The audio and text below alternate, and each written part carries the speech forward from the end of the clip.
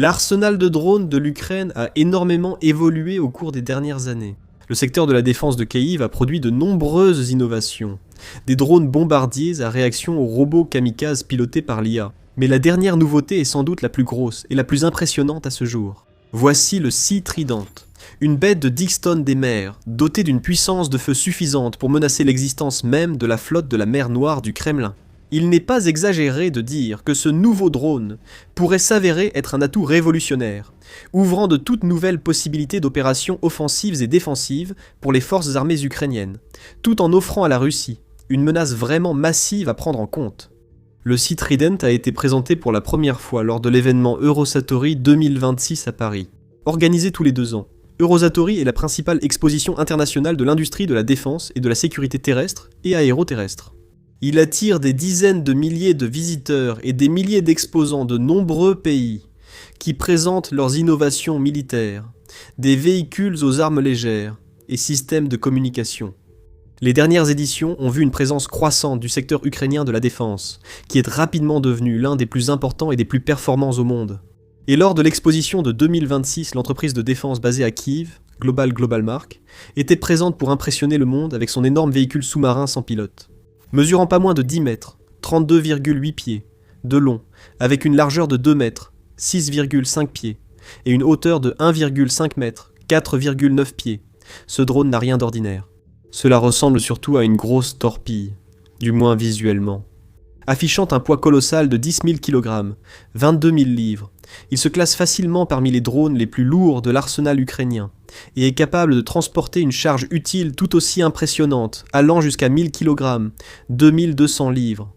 Les représentants de Globalmark ont également révélé que ce drone a une portée opérationnelle allant jusqu'à 2000 milles nautiques et une profondeur opérationnelle maximale de 60 mètres, soit environ 200 pieds. Il peut atteindre une vitesse maximale de 10 nœuds, soit 18,5 km par heure, ou 11,5 miles par heure, avec une vitesse de croisière plus proche de 6 nœuds, soit environ 11 km par heure, ou 7 miles par heure.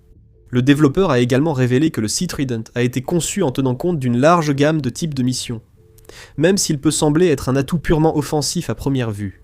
Globalmark affirme qu'il pourrait servir à la logistique, au transport, à la livraison de marchandises, ainsi qu'à des missions de frappe et à des opérations défensives, comme l'interception et la neutralisation de véhicules sous-marins, sans pilote adverse. À noter aussi que l'entreprise n'a pas encore communiqué sur l'avancée du développement, ni sur la date de déploiement auprès des forces armées ukrainiennes. Le fait que Globalmark ait accepté de présenter ce drone à Eurosatory suggère qu'il est probablement déjà bien avancé dans son développement. Et le Sea Trident fait déjà trembler la Russie.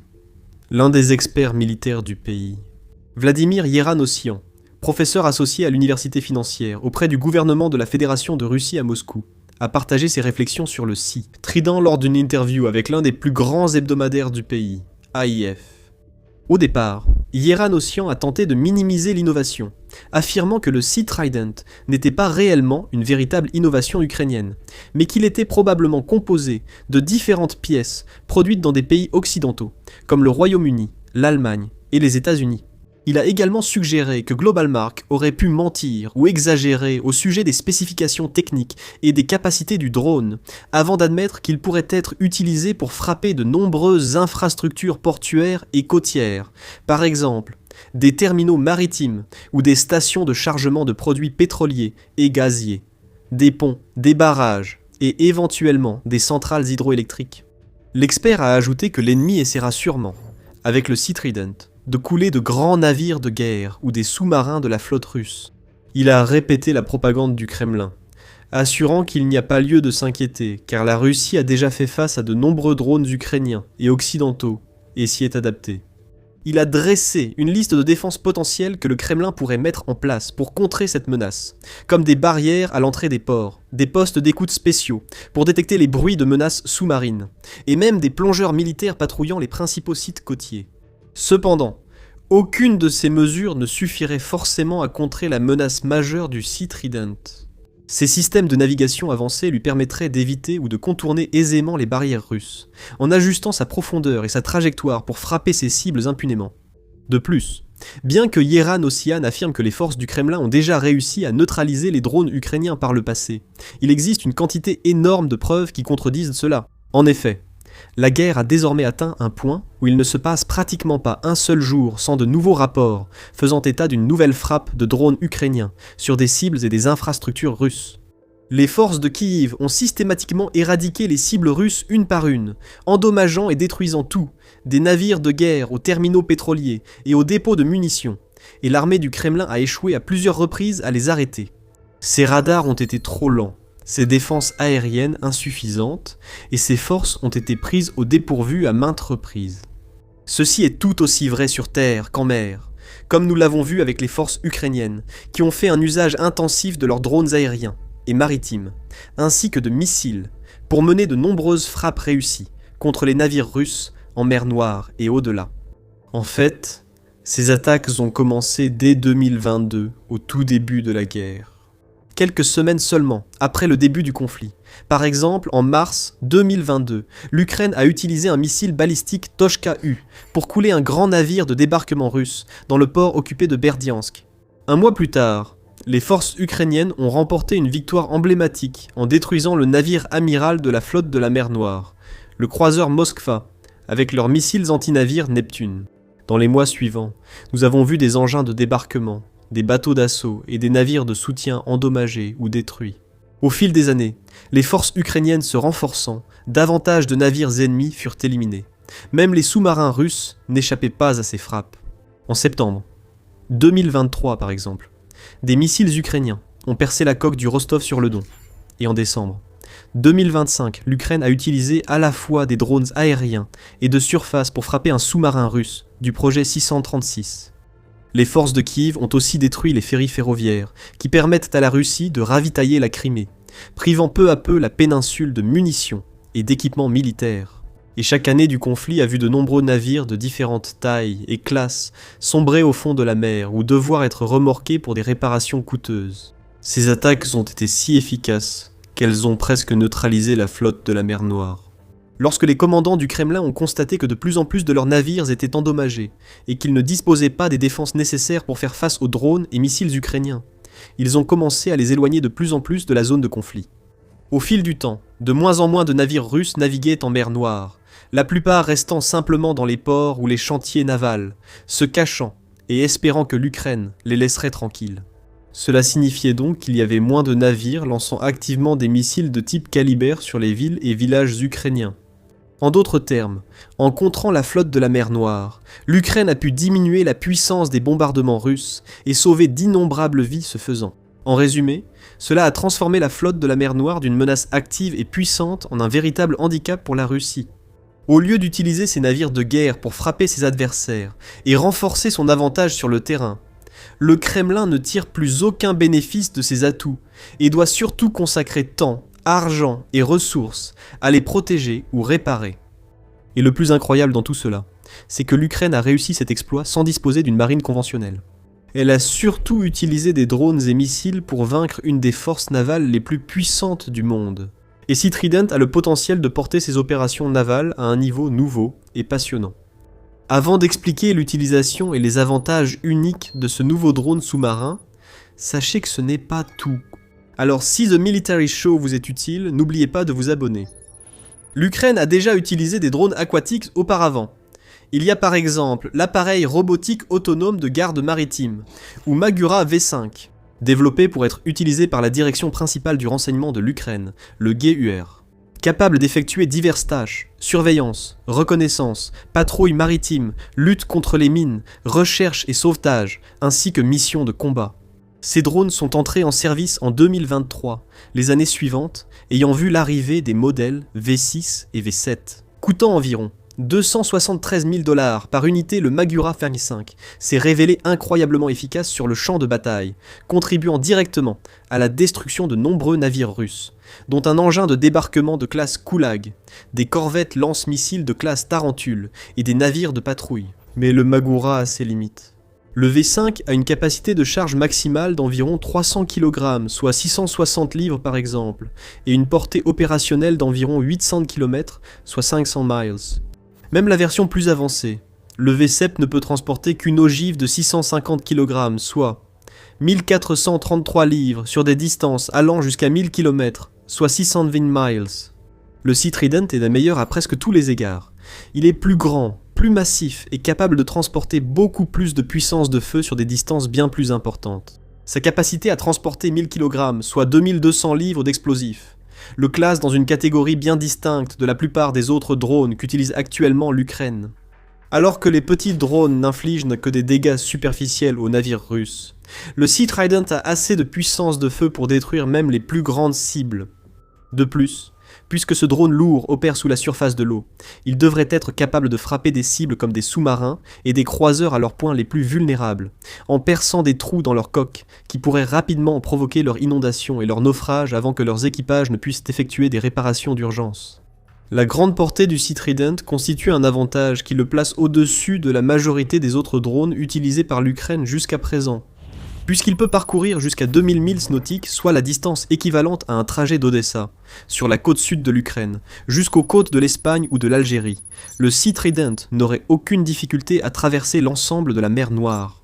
En fait, il dispose d'une autonomie suffisante pour voyager de l'Ukraine jusqu'aux villes portuaires russes, comme Novorossiysk, ou même le port occupé de Sébastopol en Crimée, puis de revenir en Ukraine sans risquer de manquer de carburant. Cela offre d'innombrables possibilités aux forces armées ukrainiennes pour planifier et exécuter leurs opérations dans un avenir prévisible. Avec une telle arme, ils pourraient plus aisément lancer des frappes dévastatrices contre les moyens navals russes, et le Kremlin n'aurait pratiquement aucun moyen de protéger ses navires. Même s'il en relocalisait par le détroit de Kertch et dans la mer d'Azov vers d'autres ports, le Sea Trident pourrait toujours les localiser et les détruire. Le fait que le Sea Trident se déplace sous la surface en fait également une menace très différente pour la Russie par rapport à un drone de surface comme le Magura V5. Bien que conçus pour échapper à la détection, les drones de surface peuvent être repérés par des avions ou d'autres drones. Cependant, en se déplaçant jusqu'à 60 mètres sous l'eau, le Sea Trident sera impossible à repérer depuis les airs. La Russie devra compter sur des équipes de plongeurs sous-marins et des systèmes radars ou sonars avancés pour avoir une chance de repérer ces drones. Cela devrait également aider l'Ukraine à effectuer des frappes surprises contre les navires ennemis par en dessous. Et le simple fait qu'un drone de ce type existe va semer la peur dans le cœur des marins et du personnel de la marine russe. Car même si l'eau semble claire, ils sauront qu'une ogive de 1000 kg pourrait toujours se diriger vers eux, cachée sous les vagues. La flotte russe de la mer Noire est sur la défensive depuis des années, et le Sea Trident lui apporte un nouveau cauchemar. Cela pourrait pousser les commandants navals du Kremlin à être encore plus réticents à utiliser leurs navires, préférant les maintenir près de la côte ou au port, plutôt que de les envoyer tirer des missiles et lancer des drones sur l'Ukraine. Et ce n'est pas le seul avantage. Lors du salon Eurosatori, Global Mark a également annoncé que le Sea Trident est équipé de systèmes de contrôle autonome et de navigation adaptative. Il peut accomplir des missions longues, portées sans grande implication de l'opérateur. Autrement dit, cette machine n'a même pas besoin de pilote. La plupart du temps, il peut compter sur ses propres systèmes d'IA intégrés pour l'aider à atteindre sa destination, en ajustant sa trajectoire en cours de route afin de maximiser ses chances d'accomplir n'importe quel objectif qui lui est assigné. Et comme l'a déclaré le développeur lui-même, ce drone peut se voir confier une gamme d'objectifs étonnamment large. Son usage principal serait d'acheminer sa charge vers un navire ennemi et de le percuter par en dessous, provoquant une explosion qui coulerait la plupart des navires. Cependant, il n'a pas forcément besoin de transporter des explosifs. Global Mark souligne qu'il pourrait servir à transporter des fournitures sur l'eau, ce qui pourrait être utile à l'avenir. Si les forces ukrainiennes tentaient de libérer complètement la Crimée par exemple, ou s'ils avaient besoin de déplacer des munitions et d'autres ressources d'un site côtier ou d'un port à un autre, avec un risque minimal d'interception en cours de route. Les opportunités opérationnelles sont tout simplement innombrables. Le fabricant notant également que les drones Sea Trident pourraient être utilisés pour patrouiller les eaux amies et intercepter les drones ennemis. En bref, il s'agit d'un ajout remarquablement polyvalent à l'armée de drones ukrainienne. Bien sûr, comme tout autre drone, il n'est pas parfait. Il a ses limites, auxquelles les forces ukrainiennes des systèmes sans pilote devront s'adapter si elles décident d'introduire cette arme dans la guerre contre la Russie. Par exemple, ce n'est pas le drone le plus rapide qui existe. Le Magura V5 peut atteindre des vitesses de pointe d'environ 42 nœuds, soit environ 78 km/h ou 48 miles par heure. Et il navigue à environ 22 nœuds, soit 41 km/h ou 25 miles par heure, tandis que le Sea Trident se déplace nettement plus lentement. Cela pourrait le rendre plus vulnérable à une interception si la Russie découvre comment le localiser. Cependant, il est évident qu'il a été conçu en tenant compte de l'effet de surprise, et le fait qu'il se déplace aussi lentement pourrait le rendre moins susceptible d'apparaître comme une menace sur les écrans radars russes. Par exemple, il pourrait ressembler davantage à un gros poisson ou à un débris flottant qu'à un risque explosif imminent. De plus, même si le Sea Trident peut opérer sous l'eau, il ne peut pas descendre trop profond. Sa profondeur maximale de plongée de 200 pieds le rendrait inadapté à des frappes en haute mer ou dans l'océan, ce qui signifie qu'il sera principalement utilisé dans des eaux peu profondes et des zones côtières. Pour l'Ukraine, cela n'a finalement pas d'importance. Les forces ukrainiennes n'ont pas vraiment à s'inquiéter d'attaquer les navires russes en mer, puisque la plupart d'entre eux passent la majeure partie de leur temps dans des docks et des ports en eau peu profondes, les endroits même pour lesquels le Sea Trident a été conçu. Cela place les commandants russes face à un véritable dilemme insoluble. En sortant leurs navires du port pour gagner la haute mer, ils deviennent bien plus vulnérables aux frappes de drones aériens ou de missiles, qui pourraient les couler avant leur retour à la base. Mais si leurs navires restent au port, les drones meurtriers Sea Trident peuvent facilement les détruire. En plus de cela, ce nouveau drone lourd pourrait également être utilisé lors d'attaques contre des infrastructures clés, comme les piliers du pont de Crimée par exemple, ou les ports où le pétrole et d'autres ressources sont chargés sur les pétroliers de la flotte fantôme russe. Dans l'ensemble, c'est un atout précieux de plus pour l'Ukraine. C'est aussi un témoignage de l'ingéniosité de l'industrie de défense du pays, qui ne cesse de se renforcer. Alors que la Russie peine à faire face à d'innombrables problèmes, de son économie défaillante à ses forces de première ligne en difficulté et à des pertes catastrophiques, l'Ukraine poursuit discrètement mais avec assurance son chemin, aussi bien sur le front qu'à l'arrière. Ses soldats et opérateurs de drones infligent toujours de lourdes pertes à l'ennemi, tandis que ses industriels de la défense continuent d'innover et d'exceller, produisant une gamme toujours plus large d'armes, de véhicules et de systèmes sans pilote, de quoi aider l'Ukraine à devenir plus forte que jamais. L'Ukraine continue également de bénéficier du soutien généreux de ses alliés de l'OTAN. Vous pouvez en apprendre davantage à ce sujet dans cette vidéo, qui examine comment l'Alliance se prépare à son engagement financier le plus important jamais pris envers l'Ukraine. Sinon, regardez cette vidéo pour voir comment la Russie pensait avoir déjoué l'Ukraine, pour finalement se tromper complètement, et de façon embarrassante, une fois de plus. Et enfin, n'oubliez pas de vous abonner à The Military Show pour plus de contenu comme celui-ci.